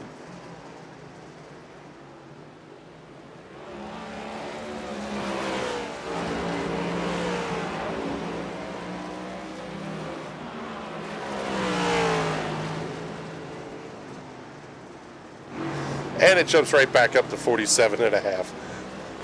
Braden Carroll just doing incredible things out here tonight. The 15-lap average for most of the field is in the 123s to 124 range. Braden Carroll's 15-lap average is a 122.5. What might be more impressive is Roger Rios' 15-lap average is a 122.4. And he's cutting that down on the short end of it, too, because he's about 0.2 faster on the 5-lap average than the race leader. I don't know about you, but I don't think that's going to be enough to catch him. I don't think so. It is going to take something to catch our race leader here. An act of God? Quite possible. Brandon Carroll saw the 5-finger salute last time by. Now, Bizzle, this because it's a road course, we get the driver's road I ratings. And some of these are in me territory. I mean, I know mine's not. Am I even over 1,000? I don't believe I'm over 1,000. Yeah, actually, you're a 1446. Oh, okay. Oh, I've run a couple road races this season. That's right. Tyler Seville is a very solid 749. Impressive. Yes. What's yours? 58? Like a 400 something. That's about 8 times as much as I thought it was. The strength of field for this race is a 1259. This exact same field will line up next week at Dover, and it'll be close to 4,500. Are you saying I'm one of the higher I-rated drivers in this field? Because that can't be right. You're kind of right in the middle. Oh, okay.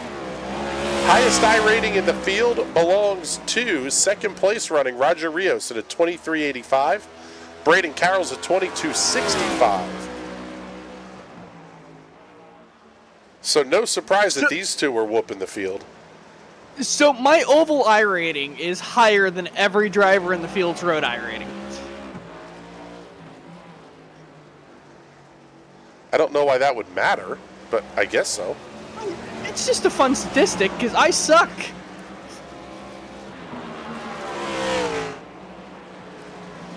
You said it. Maybe I'll buy an entry to Dover next week, just to show everyone how not good I am at ovals. Can't be any worse than you done tonight. I definitely could. I haven't done half bad tonight. No, actually. Running in the 10th position, up 5 from where you qualified, 2 laps behind the race leader. But so's Andrew Moore Jr., Quentin Clark. Mike Larch also 2 laps down. There's only 2 cars remaining on the lead lap with 3 laps to go.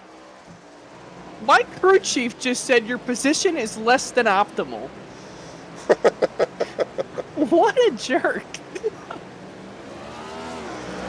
Let's pick up Mike Larch and Andrew Moore Jr. here as they are back within about 3/4 of a second of each other here in the battle for the 7th position.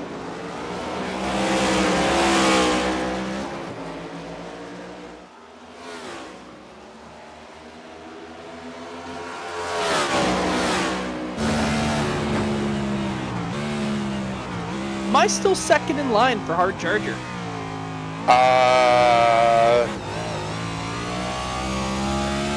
Yes.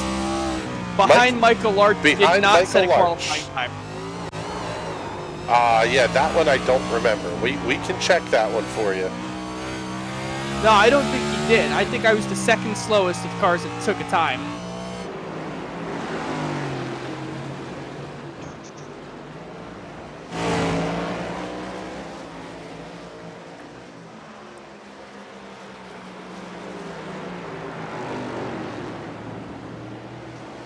And impressively, Tyler Seville is still running on the racetrack and inside the top 5. These guys are closing in, but the gap's 11 seconds here with 2 laps to go.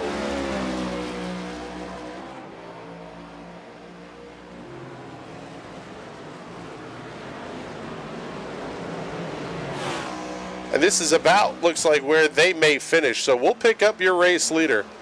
Braden Carroll coming through the chicane for the penultimate time. He will see the white flag this time by 1 lap to go in the Sim Racers Club season opener here at Charlotte.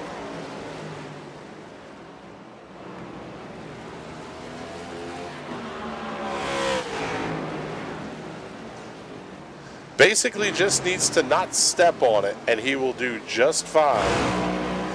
Next week's race at Dover will be the Real Assist 150. Tom Wilhite putting up the sponsorship dollars for that one. Thank you very much, Tom. Other races sponsored this season: the Darlington 177 presented by Will Worsler Racing, the Don't Mess with Texas 175 at, well, Texas, and the Real Assist 176. I'm sorry, I don't remember who Real Assist is, actually. P1 Battery is who I'm thinking of, Tom Wilhite. The Real Assist 176 from Las Vegas. If you would like to get in on race sponsorship, it's actually really cost effective. Shoot us a message to bizzle@nationalracingnetwork.com. We'll put you in touch with the right people, and we can get your business name and logo up here on the show.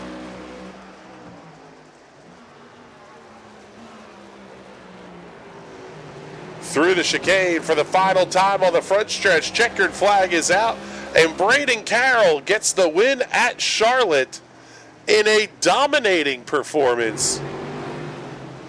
Roger Rios is just coming out of turn 8 on the white flag lap.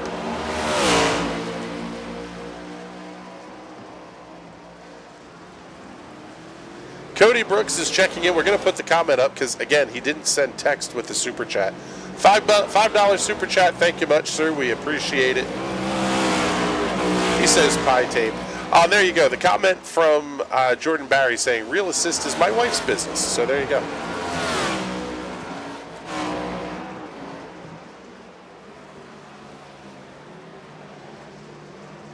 Garrett Johnston has already crossed the line in 3rd. Hunter Waters in 4th. There, Roger Rios comes across to claim the 2nd position. But here is your race winner, Braden Carroll.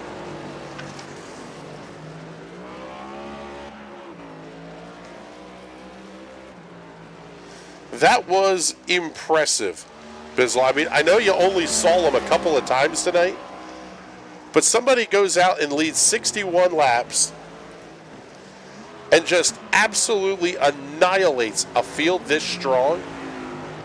That's really, really impressive.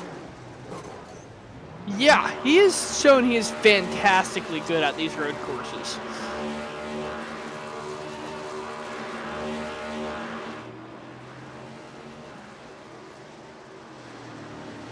Not too bad at making the donuts here on the front straightaway either.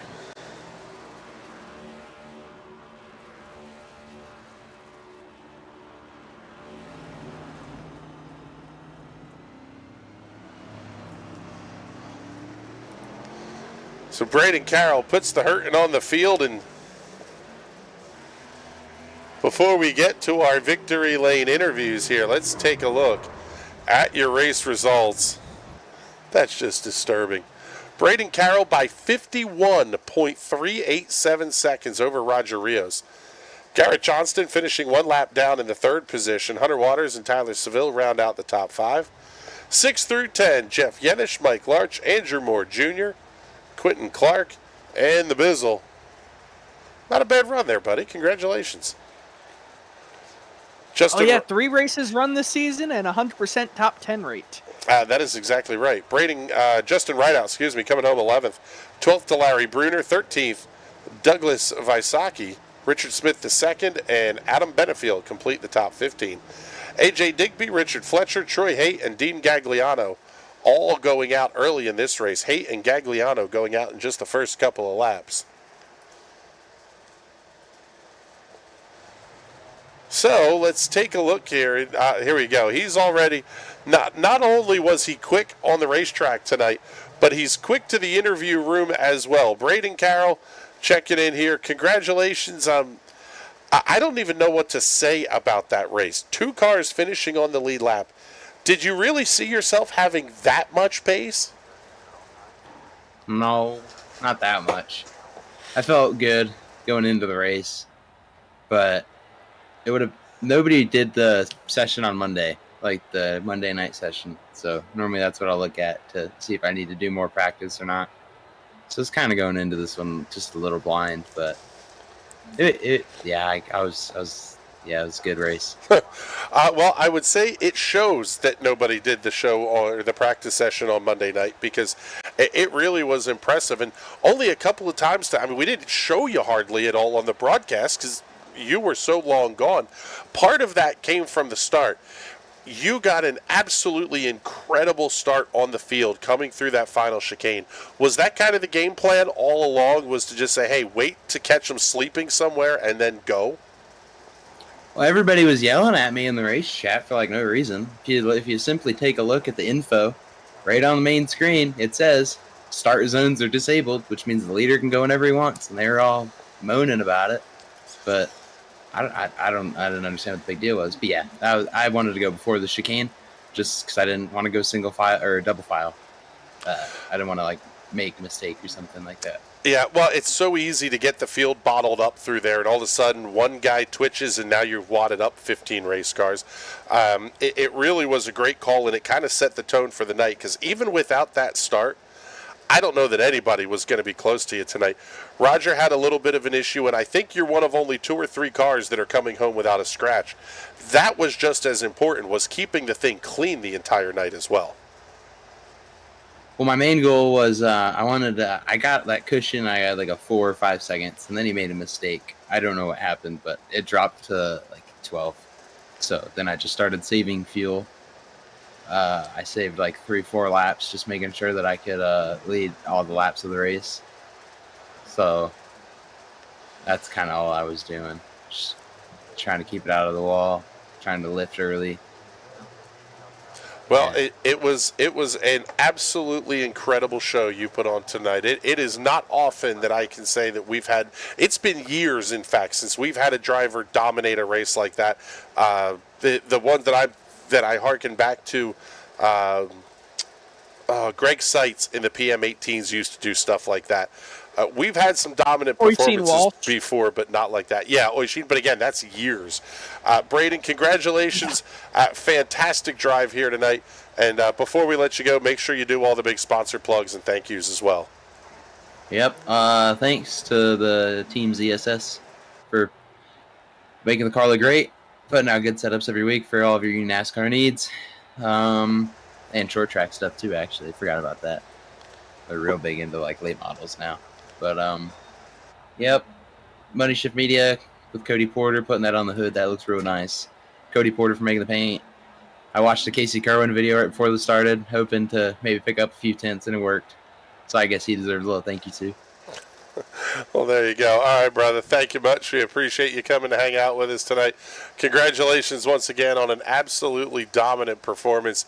And now a guy who I guess we're going to say is best in class. If there were 3 classes here tonight, you won the second one, Roger. Roger Rios coming home second, but 51 seconds back. Talk us through your race, because it seemed like once Braden got away on the start, there wasn't going to be any catching him, but you were outright on pace faster than everybody else as well. Well, that's what happens when you have 2 Red Bulls out front, and he's Max Verstappen. Yeah, I guess so. It's a good description to make. Talk us through your night a little bit. We only saw one little issue, a little kind of half spin on the front stretch, but it seemed like you were pretty clear for most of this race as well. I had a few little run-ins. At the end, with 2 laps to go, I hit the wall. My steering went sideways, but I was able to take it back around for those last 2 laps. But it was tough. Sweating a bit right now. Yeah, I was going to say, it sounds like this was one of the more physical places we go to. And what do you think next week as we head off to Dover? I mean, it's an interesting schedule to start the season. Started at the Roval, head to Dover, and then we go to Daytona. 3 just completely different racetracks. It keeps a good little mix on the schedule. I like Dover, so we'll see how it goes out there next week. Yeah, we've seen your car be very strong at Dover the last couple of times we've seen you out there. So congratulations on the podium finish tonight. And before we let you go, do any of the sponsor plugs and thank yous you want to get in. I appreciate you guys, the team, the league. Yeah, pretty much. Thank you guys. All right, buddy. Well, thank you much. We appreciate you coming to hang out with us here for a moment. And now we got our 3rd place finisher to talk to tonight, Garrett Johnston. And I think this is your first race with the Sim Racers Club. Not a bad way to start the season off. I guess we said it was kind of a 3-class race. There was Braden, Roger, and then everybody else.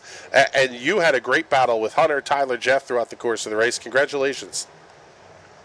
Yeah, 3rd place is a win to me, especially here. And, first race aside, anytime you come to the Roval and you got to especially drive 61 laps, it says enough, and you'll take a 3rd. Yeah, this was. It sounded a little bit like Roger may have been a little bit winded after this one. One of the more physical places that we go to, especially if you're on a direct drive kind of setup, VR headsets and that kind of stuff, it can physically wear you down. Oh yeah, no, I was. We were talking when we were waiting to talk to you guys, and we're both in the same boat. We both use the sequential shifter just like they do in the real cars, and 61 laps with that thing is enough to make you sweat. Well, congratulations. A very nice race for you here tonight. What are your thoughts as we get ready to head off to Dover next week? Another kind of physically and mentally challenging racetrack. I like Dover.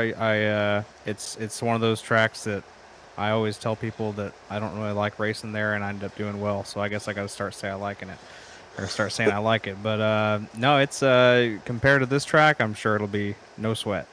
All right, buddy. Well, congratulations on the podium here tonight. And before we let you go, make sure you do all the big sponsor plugs and thank yous here too. Yeah, thank you guys for broadcasting this, and thanks to everyone for putting this on. And I love it when there's a good broadcast, and we were actually talking in our separate lobby about how it was one of the best broadcasts we've listened to in a while. So props to you guys, and thanks for everyone making this possible, and we'll see you guys next week.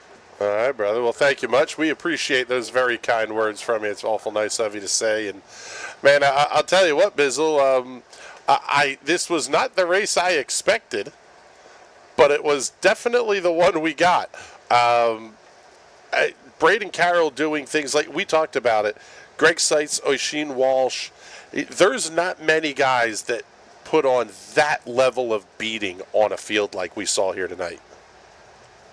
We didn't broadcast it, but me and Fastmasters for the inaugural season of Fastmaster, can't forget about that. Got to plug myself. I won 11 out of 12 races.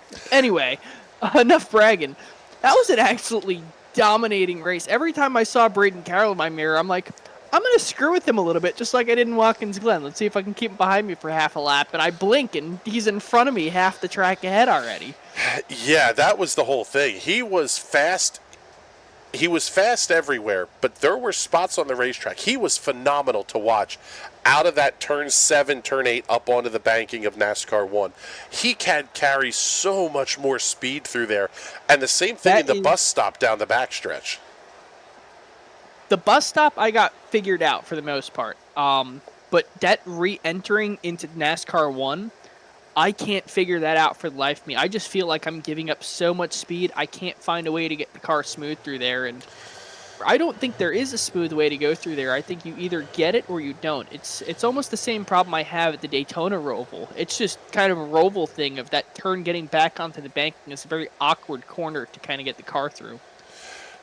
Yeah, it was, again, just impressive is the only word that I can come up with for what Braden Carroll did here tonight.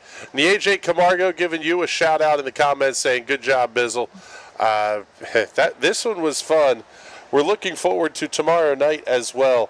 Indy Pros are back in action. It'll be 9 p.m. Eastern Daylight Time, and they are coming to you from Lime Rock. Those little open wheel beasts zipping around Lime Rock, sub 60-second laps. That one is going to be a blast. I really can't wait for that show.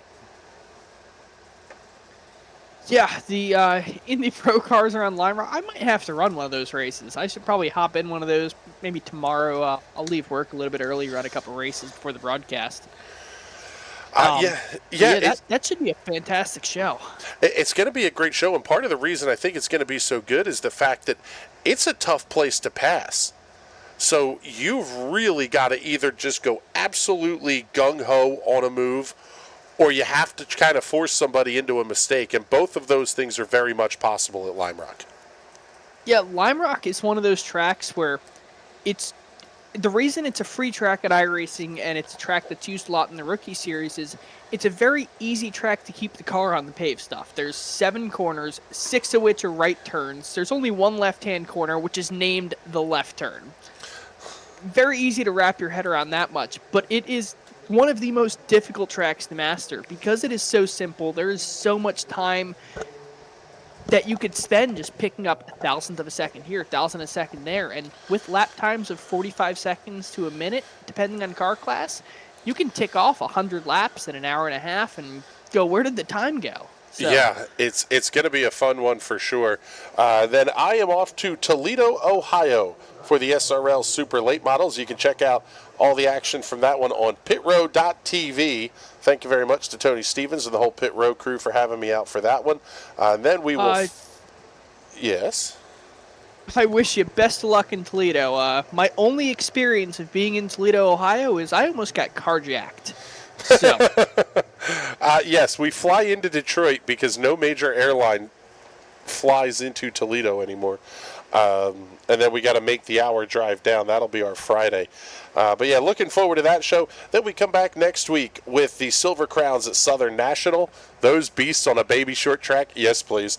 Follow it up with the TNT Shock Series at the Milwaukee Mile, Sim Racers Club at Dover, and then the U.S. Open Wheel Cars at Watkins Glen. 4 great racetracks on the schedule for us next week. We're looking forward to that in a huge way. But with that, it's time for us to get the heck on out of here. For Bizzle and, well, quite frankly, everybody here at the National Racing Network that makes these shows happen, my name is Chris Graham. Thank you so much for coming to hang out with us, and we will talk to you all soon. Have a great night, everybody.